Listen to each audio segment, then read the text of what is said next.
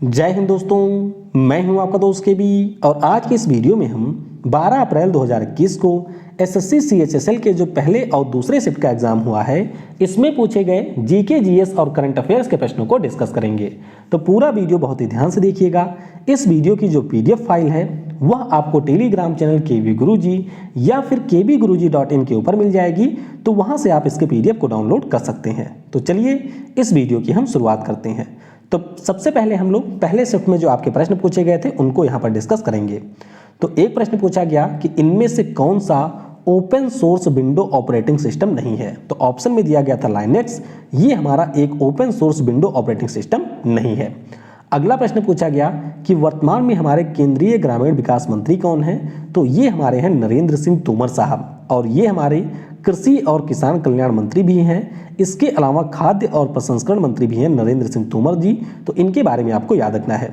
फिर एक प्रश्न पूछा गया कि पाथवे टू गॉड पुस्तक के लेखक कौन है। तो ये जो हमारी पुस्तक है इसके राइटर हैं महात्मा गांधी जी, यानी कि गांधी जी के द्वारा पुस्तक लिखी गई है जिसका नाम है पाथवे टू दी गॉड। अब गांधी जी के जुड़ी हुई कई सारी अन्य पुस्तकें भी आपकी परीक्षाओं में अक्सर पूछी जाती हैं, तो इनके बारे में भी आपको याद रखना है। जैसे कि the story of my experiments with truth, ये भी गांधी जी की पुस्तक है। ट्रूथ इज गॉड, ये भी गांधी जी की पुस्तक है। सत्याग्रह इन साउथ अफ्रीका, ये भी गांधी जी की पुस्तक है। इंडियन होम रूल या हिंद स्वराज, और एक हमारी पुस्तक है जिसका नाम है ट्रस्टीशिप। तो इन सभी पुस्तकों के बारे में याद रखना है जो कि गांधी जी के द्वारा लिखी गई हैं। वीडियो में हम लोग आगे बढ़े उससे पहले मैं आपको बता दूं कि अगर आप लोग ग्रुप डी एग्जाम, इसके अलावा एनटीपीसी CBT2 एग्जाम के लिए करंट अफेयर, स्टैटिक जीके और जनरल साइंस की बहुत ही अच्छे तरीके से तैयारी करना चाहते हैं तो नीचे डिस्क्रिप्शन में आपको मेरे अनअकैडमी प्रोफाइल की लिंक मिल जाएगी, उसके ऊपर क्लिक करके आप मुझे वहां पर फॉलो कर सकते हैं। इस समय हम लोग ग्रुप डी के जो प्रीवियस ईयर पेपर हुए थे उनको यहां पर डिस्कस कर रहे हैं, तो आप भी यहां पर लाइव क्लास को अटेंड कर सकते हैं। इसके साथ साथ 14 अप्रैल से जो आपके रेलवे के एग्जाम होते हैं उसके लिए नए बैच की शुरुआत हो रही है, तो अगर आप लोग चाहें तो इस नए बैच में भी ज्वाइन कर सकते हैं। सिंपली आपको यूज करना है कोड KV10, इससे आपको यहाँ पर 10% का डिस्काउंट मिल जाएगा। और अगर आप लोग अनअकैडमी ऐप के ऊपर फ्री क्लासेस को देखते हैं तो भी उससे आपको यहाँ पर 10% का डिस्काउंट मिल जाता है, यानी कि टोटल आप 20% का डिस्काउंट यहाँ पर प्राप्त कर सकते हैं। अगला प्रश्न पूछा गया कि भारत के लिए टेस्ट मैचों में सबसे ज्यादा कप्तानी किसने किया है। तो सबसे ज्यादा कप्तानी किया हुआ है विराट कोहली ने। हालांकि महेंद्र सिंह धोनी की बात करें तो उन्होंने भी 60 मैचों में कप्तानी की है, लेकिन अगर हम लोग जीत की बात करते हैं तो विराट कोहली ने महेंद्र सिंह धोनी से ज्यादा टेस्ट मैचों में भारत को जीत दिलाई है। तो ये आपको याद रखना है कि सबसे ज्यादा टेस्ट मैचों में विराट कोहली ने कप्तानी किया हुआ है। अगला प्रश्न पूछा गया कि इनमें से किस ग्रह के सबसे ज्यादा प्राकृतिक उपग्रह हैं। तो आसान सा प्रश्न है, करंट अफेयर का ये आपके प्रश्न है। तो जो हमारा सैटर्न है उसके पास में टोटल नेचुरल सैटेलाइट की संख्या है 82। इससे पहले 79 आपके हुआ करते थे किसके, बृहस्पति के यानी कि जुपिटर के, लेकिन नासा का जो सुबारू टेलीस्कोप है उसके द्वारा 20 नए यहाँ पर शनि के उपग्रहों की खोज की गई थी, जिससे इनकी संख्या 62 से बढ़कर के हो गई 82। तो ये पॉइंट आपको याद रखना है कि यहाँ पर शनि के आपके हैं 82 सैटेलाइट। बाकी हमारे यहाँ पर 2 ऐसे ग्रह हैं जिनके कोई भी मून्स नहीं है। कौन कौन से हैं, तो एक तो हमारा यहाँ पर है शुक्र, दूसरा है बुध, इनके पास में कोई भी यहाँ पर नेचुरल सैटेलाइट नहीं है। अगला प्रश्न पूछा गया कि AMR का फुल फॉर्म क्या होता है। तो पिछले साल कोविड के कारण ये काफी चर्चा में रहा था, तो इसे हम लोग एंटी माइक्रोबियल रेजिस्टेंस के नाम से जानते हैं। किस नाम से, एंटी माइक्रोबियल रेजिस्टेंस के नाम से इसे हम लोग जानते हैं। फिर एक प्रश्न पूछा गया कि टेम्पोररी फाइल का एक्सटेंशन क्या होता है। जैसे हमारे ऑडियो में एक्सटेंशन होता है .mp3, जैसे हमारे टेक्स्ट फाइल में एक्सटेंशन होता है .pdf या ppt, उसी प्रकार से जो हमारी अस्थायी फाइल होती है उनमें एक्सटेंशन क्या होता है, तो इसमें होता है .tmp। क्या होता है, .tmp। फिर एक प्रश्न पूछा गया कि जनवरी 2021 में भारत के उपचुनाव आयुक्त कौन नियुक्त किए गए। तो यहाँ पर नियुक्त किए गए थे उमेश सिन्हा साहब। कौन, उमेश सिन्हा साहब यहाँ पर नियुक्त किए गए थे। और आज के ही करंट अफेयर का प्रश्न है, आपको ध्यान रखना है कि सुशील चंद्रा हमारे भारत के नए चुनाव आयुक्त बनेंगे। स्थान किसका ये लेंगे, तो ये स्थान लेंगे यहाँ पर सुनील अरोड़ा साहब का, जो कि अब हो चुके हैं सेवानिवृत्त।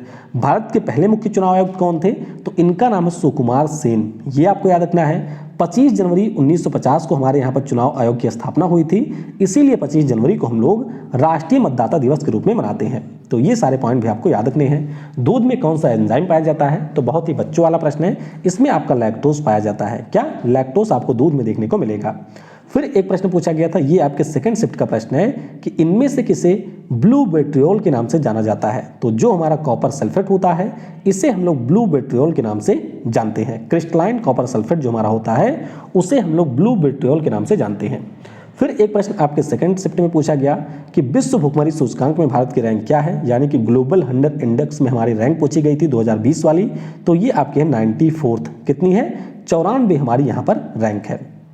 अगला प्रश्न पूछा गया कि काजू की जो हमारी खेती होती है वह किस प्रकार की मिट्टी पर की जाती है। तो ये जो हमारी खेती है वह तटीय रेतीली मिट्टी के ऊपर की जाती है। किस पर, जो हमारे तटीय रेतीली मिट्टियां होती हैं उनके ऊपर इसकी खेती की जाती है।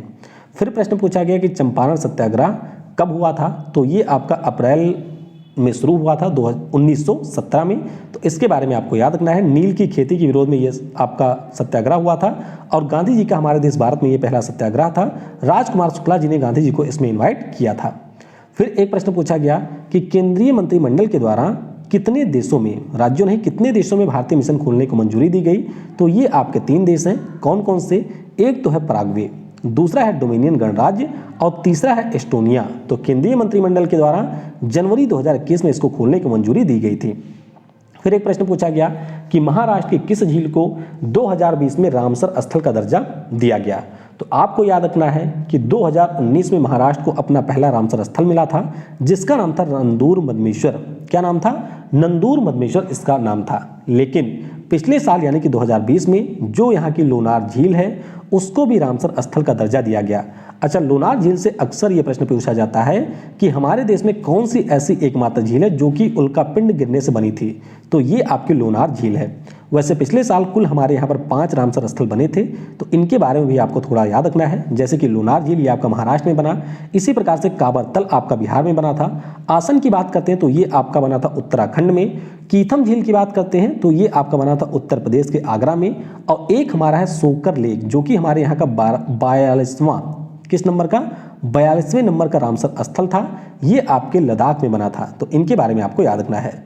ध्वनि से अधिक गति की जो हमारी स्पीड होती है उसको क्या कहते हैं, यानी कि जब आपके साउंड की वैल्यू ध्वनि से भी तेज हो जाती है तो इसको हम लोग क्या कहते हैं, तो इसे हम लोग कहते हैं सुपरसोनिक स्पीड। क्या कहते हैं, इसे हम लोग सुपरसोनिक स्पीड कहते हैं। 1.2 से 5 मैक के बीच में ये होती है। और इसी प्रकार से आपने सुना होगा ब्रह्मोस मिसाइल के बारे में जो कि हमारी 1.2 से 5 के बीच में गति करती है। तो इसीलिए इसे हम लोग सुपरसोनिक क्रूज मिसाइल कहते हैं। फिर एक प्रश्न पूछा गया कि तमिलनाडु में जो भगवान मुरुगन है उनको समर्पित त्यौहार का नाम क्या है। तो इस त्यौहार का नाम है थाईपुसम। क्या नाम है, थाईपुसम इस त्यौहार का नाम है। अगला प्रश्न पूछा गया कि स्वामी विवेकानंद ने किस वर्ष रामकृष्ण मिशन की स्थापना किया था। तो इनके द्वारा 1897 में 1 मई के दिन इसकी स्थापना की गई थी कोलकाता में।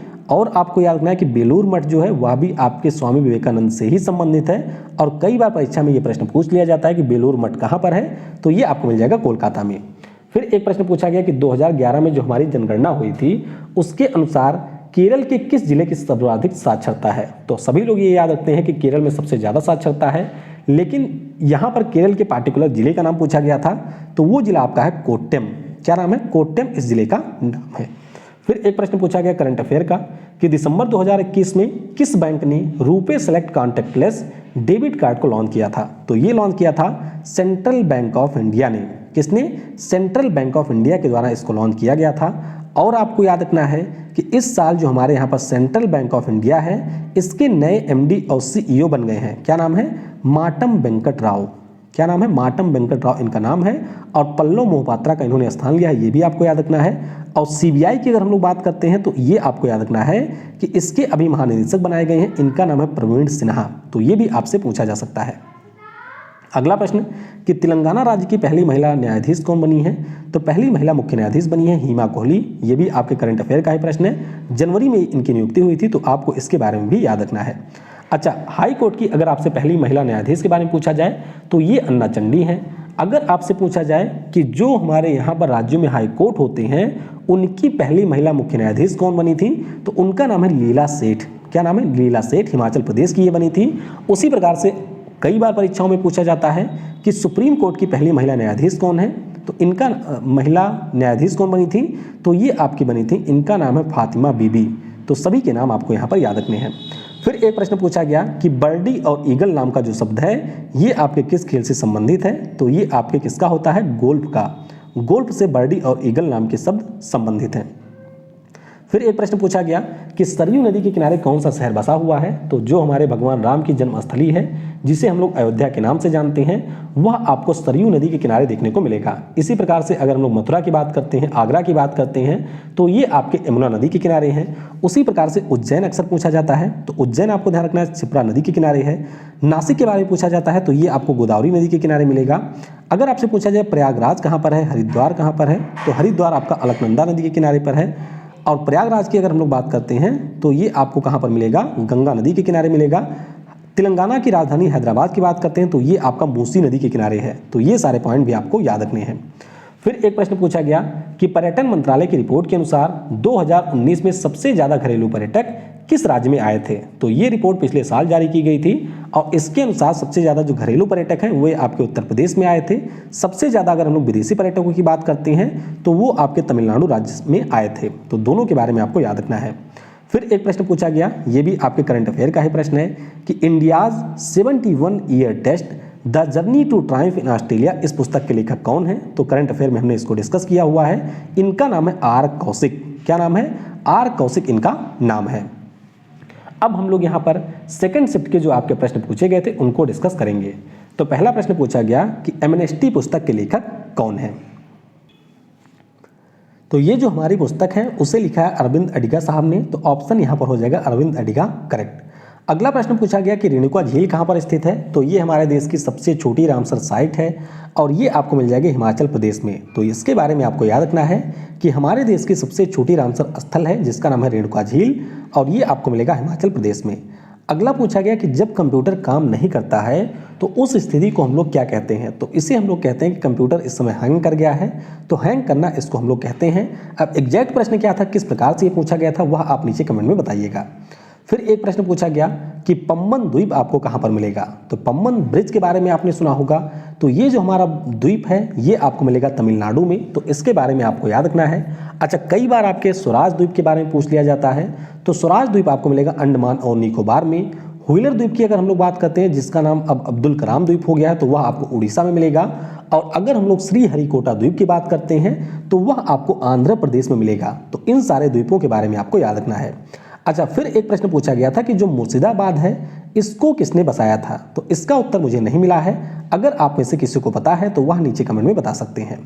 फिर एक प्रश्न था कि स्वतंत्रता के बाद जो हमारा पहला विधि आयोग है इसका गठन कब हुआ था, तो 1955 में 3 वर्षों के लिए हमारे पहले लॉ कमीशन को गठित किया गया था। लेकिन अगर आपसे पूछा जाए कि हमारे यहाँ पर पहला लॉ कमीशन बना कब था, तो वह आपका 1834 में बना था जब इसके अध्यक्ष बनाए गए थे लॉर्ड मैकाले। तो दोनों के बारे में आपको यहाँ पर याद रखना है।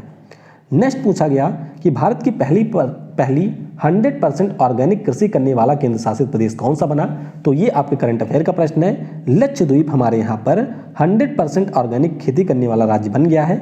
और अगर आपसे पूछा जाए कि भारत का पहला राज्य कौन सा है, तो पहला राज्य हमारे यहाँ का है सिक्किम। तो दोनों के बारे में आपको याद रखना है। पहली 100% ऑर्गेनिक यूटी हमारी लक्षद्वीप है और अगर हम लोग राज्य की बात करते हैं तो वह आपका है सिक्किम। फिर पूछा गया कि उबंटू क्या है, तो बहुत ही आसान सा प्रश्न है। उबंटू हमारा एक ऑपरेटिंग सिस्टम है। फिर पूछा गया कि हमारे इस समय मुख्य सतर्कता आयुक्त कौन है, तो इनका नाम है संजय कोठारी। क्या नाम है, संजय कोठारी साहब इस समय हमारे मुख्य सतर्कता आयुक्त यानी कि चीफ विजिलेंस कमिश्नर हैं। तो इनके बारे में आपको याद रखना है। अगला प्रश्न पूछा गया कि प्याज का जो लाल रंग होता है वह किसके कारण होता है, तो ये हमारे एंथोसाइनिन के कारण होता है। किसके कारण, एंथोसाइनिन के कारण होता है। नेक्स्ट पूछा गया कि गॉस किसकी इकाई है, तो गॉस की अगर हम लोग बात करते हैं तो मैग्नेटिक इंडक्शन की इकाई होती है गॉस। किसकी, मैग्नेटिक इंडक्शन की इकाई गॉस होती है। फिर पूछा गया कि भारत की जो वर्तमान अर्थव्यवस्था है वह विश्व में किस स्थान पर है, तो अगर हम लोग बात करते हैं जीडीपी इन साइज में तो सबसे बड़ी जीडीपी आपके अमेरिका की है, फिर आपका आता है चीन, फिर आता है जापान, चौथे स्थान पे है जर्मनी और 5वें स्थान पे इस समय है हमारा देश भारत। तो इसके बारे में आपको याद रखना है। एक प्रश्न और पूछा गया कि सबसे पहले ओलंपिक में रेसलिंग में पदक किस महिला ने जीता था। अब देखिए, अगर आपसे पूछा जाए कि सबसे पहले हमारे यहाँ से ओलंपिक में पदक किसने जीता था, तो वो आपके थे केडी जाधव साहब, जिन्होंने 52 वाले ओलंपिक में यहाँ पर पदक जीता था, जो कि आपका हेलेंस्की में हुआ था, ब्रॉन्ज मेडल जीता था। अगर पहली महिला का बात की जाए तो फिर वो हमारी हो जाएंगी वेट लिफ्टर कर्णम मल्लेश्वरी, जिन्होंने वर्ष 2000 के सिडनी ओलंपिक में इसको जीता था। लेकिन अगर हम लोग रेसलिंग में बात करते हैं तो रेसलिंग में यहाँ पर जीता था साक्षी मलिक ने। किसने? साक्षी मलिक ने 2016 में जीता था। तो इनके बारे में आपको यहाँ पर याद रखना है। फिर एक प्रश्न पूछा गया कि हमारे संविधान के भाग 3 में सुप्रीम कोर्ट किस अनुच्छेद के अंतर्गत मूल अधिकारों की रक्षा के लिए रिट जारी करता है? तो ये आपका होता है अनुच्छेद 32। कौन सा? आर्टिकल 32 के अंतर्गत यहाँ पर रिट को जारी किया जाता है। उसी प्रकार से हाई कोर्ट की बात करते हैं तो वह 226 के अंतर्गत रिट को यहाँ पर जारी करता है। तो इसके बारे में भी आपको याद रखना है। अगला प्रश्न पूछा गया कि विटामिन सी का रासायनिक नाम क्या होता है? तो इसे हम लोग एस्कॉर्बिक अम्ल के नाम से जानते हैं या फिर एस्कॉर्बिक एसिड के नाम से जानते हैं। फिर एक प्रश्न पूछा गया कि भारत का नेपोलियन किसे कहा जाता है? तो भारत का नेपोलियन समुद्रगुप्त को यहाँ पर कहा जाता है। तो ये सारे प्रश्न आपके पहले और दूसरे शिफ्ट के थे। बाकी जो भी यहाँ पर बचे हुए प्रश्न होंगे या जो भी थोड़े से संशोधित प्रश्न होंगे उनको हम लोग तीसरे शिफ्ट का जो वीडियो होगा उसमें डिस्कस कर लेंगे। तो समय देने के लिए आप सभी को बहुत बहुत धन्यवाद। Thanks for watching. जय हिंद, जय भारत। और सबसे जरूरी, पढ़ेगा भारत तो बढ़ेगा भारत।